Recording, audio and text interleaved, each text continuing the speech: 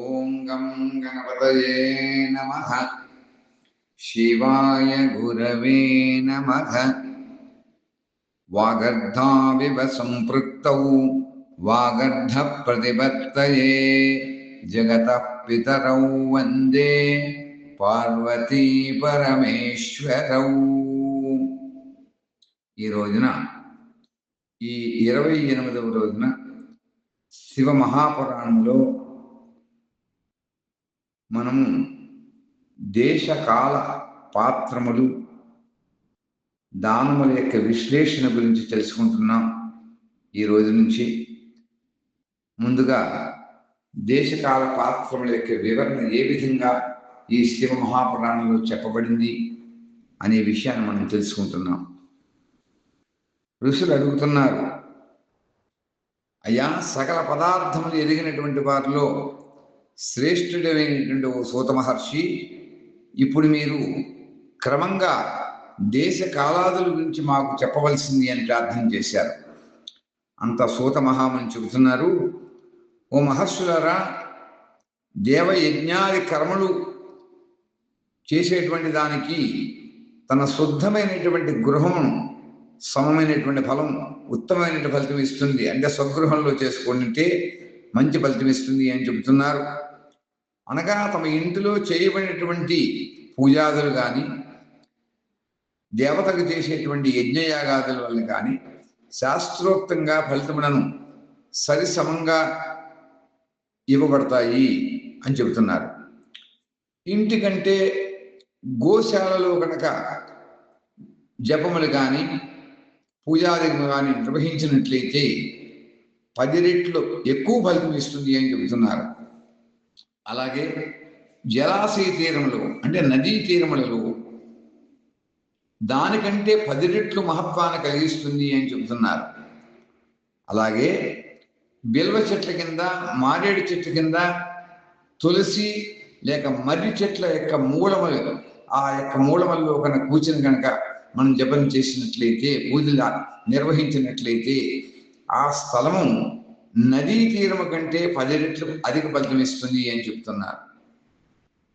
అలాగే దేవాలయాల్లో కనుక చేస్తే దానికంటే 10 రెట్లు అధిక మహత్తు కలుగుతుంది అని చెప్తున్నారు. అలాగే తీర్థస్థలముల యొక్క తీరములలో దానికంటే 10 రెట్లు అధిక ఫలితం ఇస్తుంది అని కూడా చెప్పారు. నదీ తీరము దానికంటే 10 రెట్లు శ్రేష్టము అని చెప్పారు. తీర్థ నదీ తీరములు దానికంటే 10 గుణములు ఉత్తమము అని చెప్పారు. సప్త గంగల పేరు కలిగినటువంటి నదుల యొక్క తీర్థస్థానం దానికంటే శ్రేష్టమైనటువంటిది అని చెప్పారు. అలాగే సప్త గంగలు అని వేటిని అంటారంటే గంగా, గోదావరి, కావేరి, తామ్రపర్ణి, సింధు, సరయూ నది, నర్మదా నది, ఈ 7 నదులను కూడా సప్తగంగా అని పిలుస్తారు పెద్దలు. సముద్ర తీరమునందు స్థలం దీనికంటే కూడా 10 గుణాలు శ్రేష్టమేముంటుంది అని గ్రహించారు. అలాగే పర్వత శిఖర ప్రదేశములు, పర్వతం యొక్క శిఖర ప్రదేశాల్లో కనుక జపతపాదులు కనుక చేసినట్లయితే దీనికంటే 10 రెట్ల ఫలితం కలుగుతుంది, చాలా పవిత్రమైనటువంటిదని కూడా చెబుతున్నారు. మన మనస్సుకు లగ్నమైన చోట అన్నిటికంటే ఉత్తమమైనదిగా భావించాలి. ఇవి శాస్త్రపరిమితిగా చెప్పారు శివ మహాపురాణంలో. అన్నింటికంటే మన మనస్సు ఎక్కడైతే లగ్నం అవుతుందో అది చాలా ఉత్తమోత్తమంగా చెప్పబడింది. ఇప్పటి వరకు కూడా దేశమును వర్ణించారు. ఇప్పుడు కాలముల యొక్క తారతమ్యం కూడా తెలుపుతున్నారు ఈ శివ మహాపురాణంలో. సత్యయుగంలో యజ్ఞము, దానము మొదలైనటువంటి కర్మలు పూర్తి ఫలములిచ్చాయి అని తెలుసుకోవాలి. త్రేతాయుగంలో 300 ఫలం లభించింది ఇవి ఆచరించడం వల్ల అని చెప్పారు. ద్వాపర యుగంలో ఎల్లప్పుడూ కూడా స్వగభాగం ఫలితం మాత్రమే లభించింది. కలియుగంలో 1/4 ఫలితం లభిస్తుంది అని శివమహాపురాణం చెబుతుంది.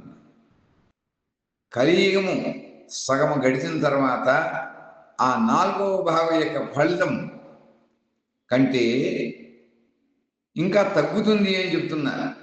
పరిశుద్ధమైనటువంటి అంతఃకరణ కలిగినటువంటి పురుషుడికి శుద్ధమైనటువంటి పవిత్రమైనటువంటి రోజున సమఫలితం ఇస్తుంది అని చెప్పారు. అని ఈ విధంగా దేశ కాలముల గురించి, ఇప్పుడు కాలం యొక్క దీని గురించి సింహాపురాణంలో మరి ఇంకా ఇలా చెబుతున్నారు. పండితులైనటువంటి ఓ బ్రాహ్మణులారా, సూర్య సంక్రమణ దినమందు చేసేటువంటి సత్కర్మ ముందు చెప్పినటువంటి పరిశుద్ధ దినము కంటే 10 రెట్లు ఫలితం ఇస్తుంది అని చెప్పారు. విషువనామ యోగమను చేసినటువంటి కర్మ విషువత్ పుణ్యకాలం అని ఏడాదికి ఒకసారి వస్తుంది మనకి. ఆ విషువత్ పుణ్యకాలంలో చేసేటువంటి పుణ్యకర్మ వల్ల ఇంతకుముందు చెప్పబడిన దానికంటే కూడా 10 రెట్లు ఎక్కువ మహత్యాన్ని ఇస్తుంది అని చెబుతున్నారు.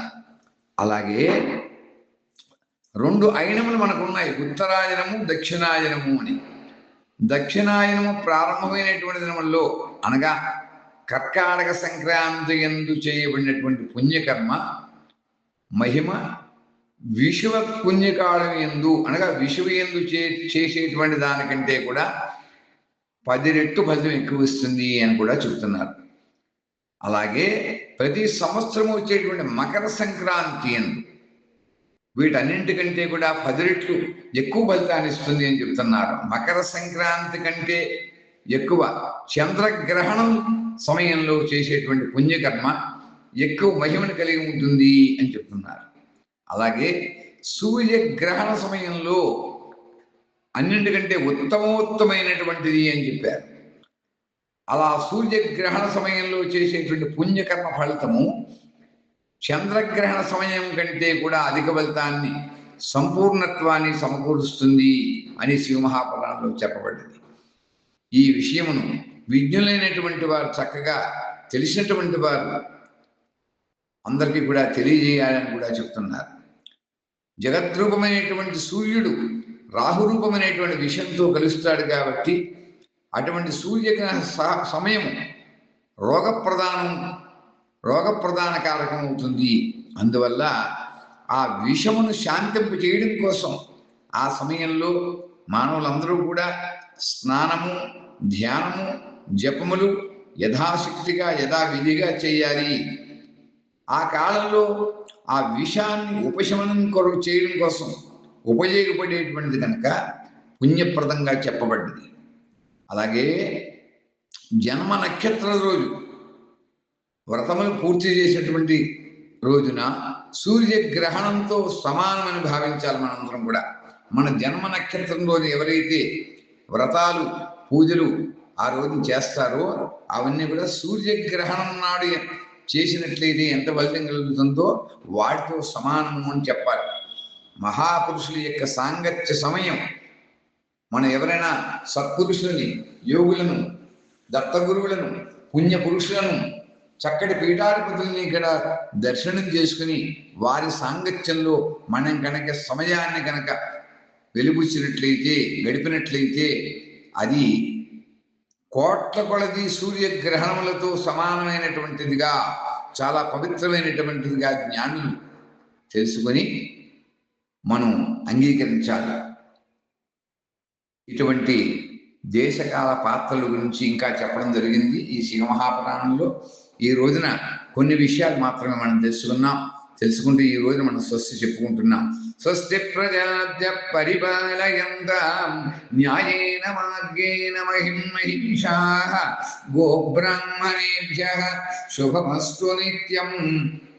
లోకా సమస్త సుఖినో భవంతు. ఓం స్వస్తి, ఓం స్వస్తి, ఓం స్వస్తి.